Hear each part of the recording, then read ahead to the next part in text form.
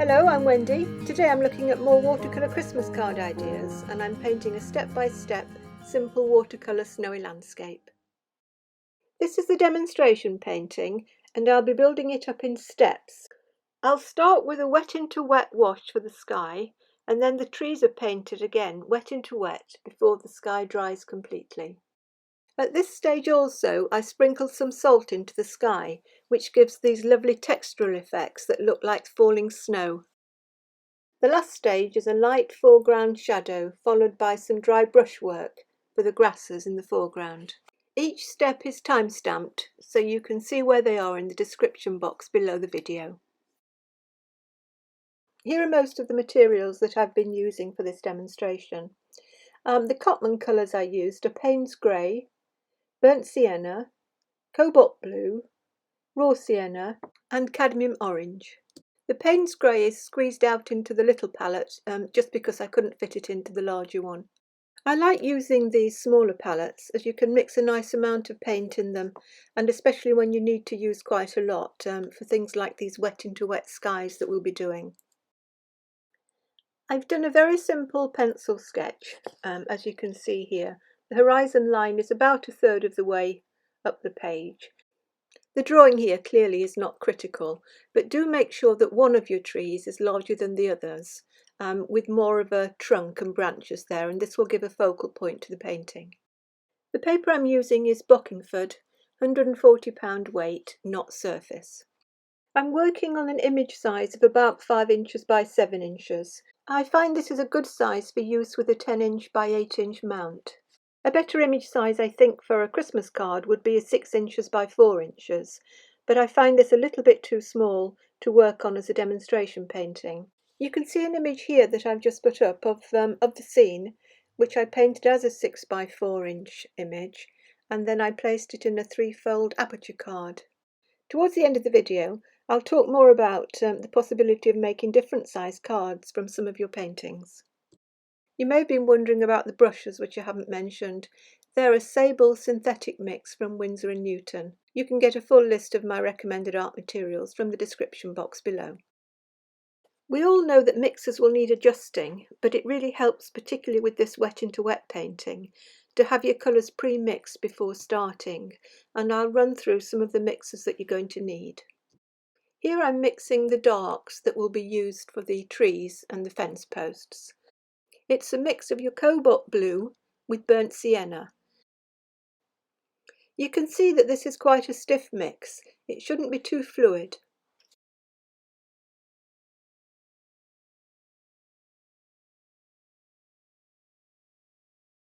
If you practice the mix, try and keep it on the warm side with a little bit more of the burnt sienna rather than cobalt, or it will start looking a little bit too black and cold.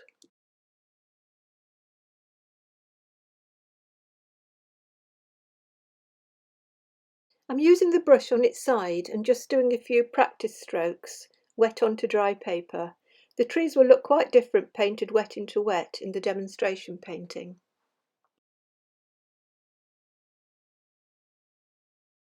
The washes for the sky are much more fluid, as you can see.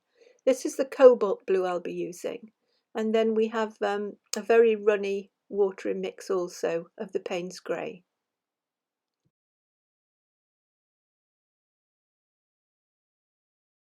I hope you can see again the difference in the consistency of the mixtures here.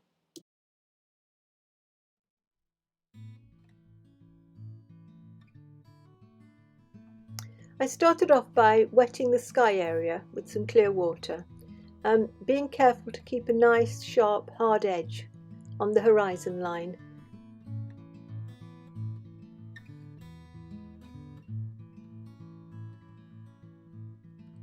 I had a runny mix of cadmium orange ready, and this was painted mainly in the central area, followed by the cobalt blue and the Payne's Grey.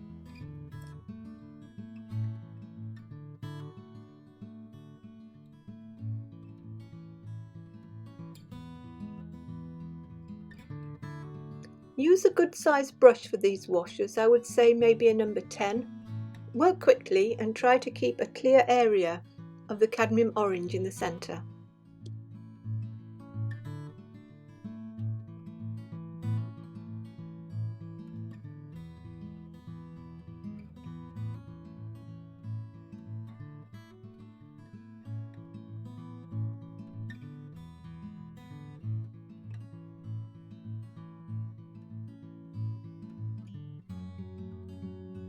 I'm aiming to have a very soft wet into wet sky, and this will work best if there's enough water in the mixers to allow the colours to blend slightly when you tip the paper as I'm doing.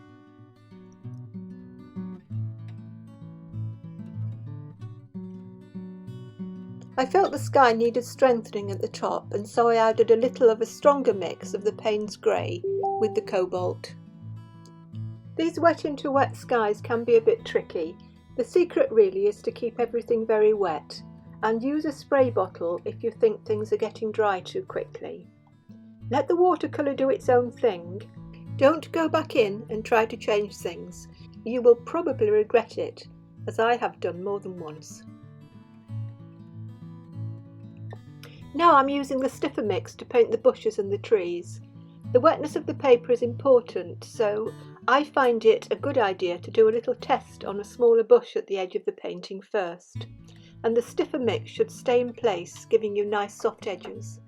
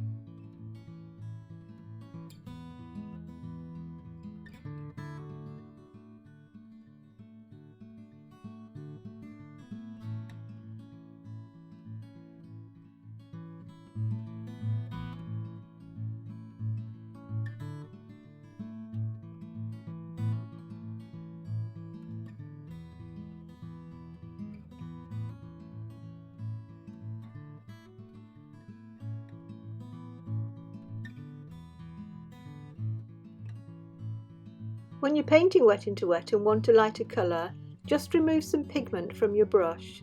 Do not add water, or you'll get rumbacks and cauliflowers and horrible things like that happening in your painting.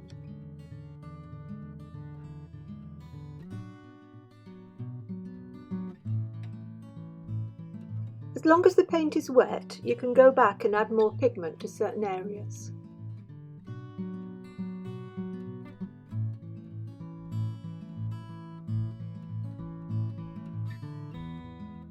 I added a sprinkling of salt at this stage when I'd painted the trees. Every sky you paint will be different, and the salt effects will depend on the wetness of the paper.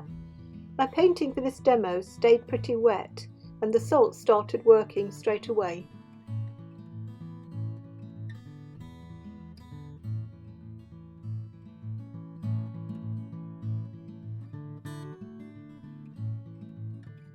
I painted the branches and the twigs and fence with a number 2 rigger brush. It's quite easy to overload the rigger, so it's a good idea to get rid of excess paint on a scrap of paper sometimes.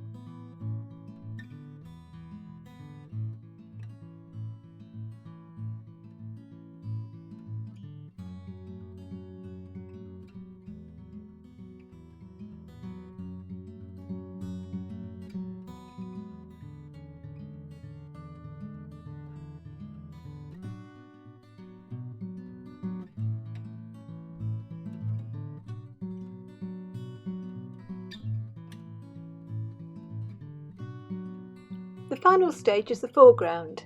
and I started by wetting the paper with clean water and laying in a soft shadow using cobalt blue with just a touch of Payne's grey.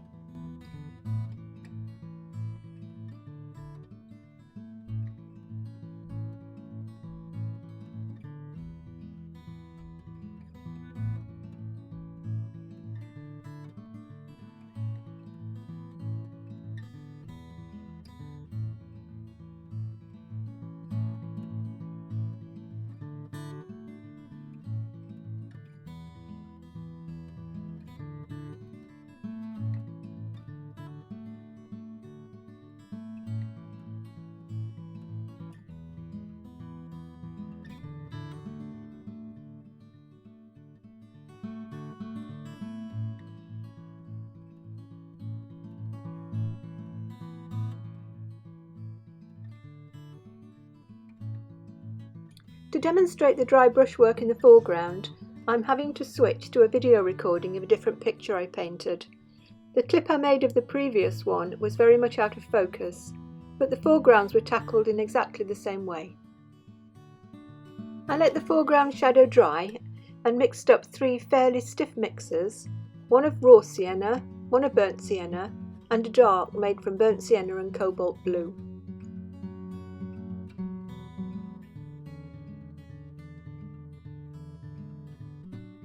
I used the dry brush technique to paint the grasses, adding a progressively stronger colour, especially in the foreground, to bring it forward.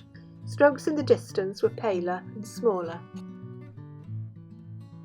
I have a video demonstrating in more detail this dry brush technique for grasses, and I'll put you a link in the description box below the video.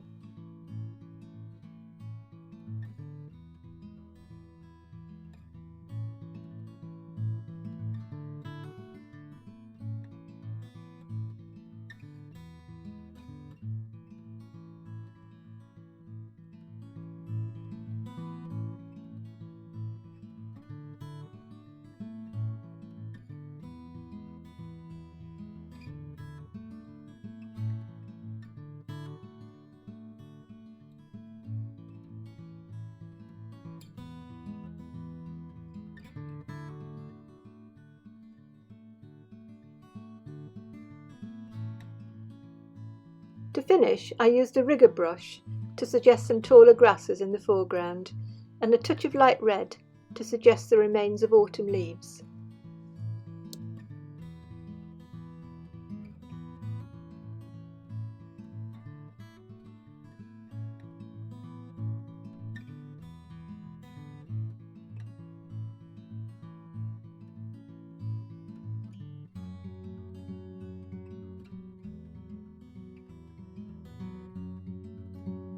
This is the finished painting with the foreground that I've just demonstrated.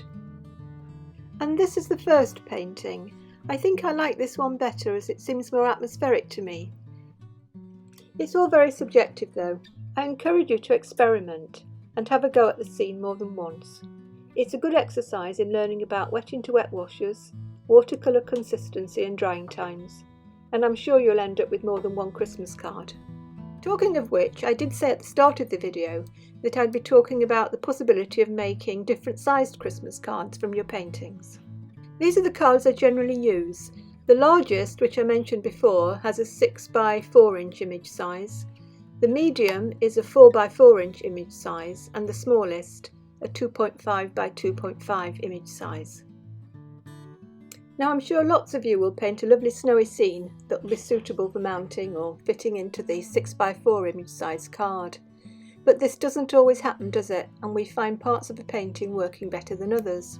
If this does happen, then use your aperture cards over the painting to find some of those smaller areas that will work well as greetings cards. Here's a selection of smaller images I found in my paintings. I do hope this video has inspired you to enjoy and be adventurous with watercolour. Persevere with the wet into wet technique. It's what the medium is all about. Happy painting and see you soon.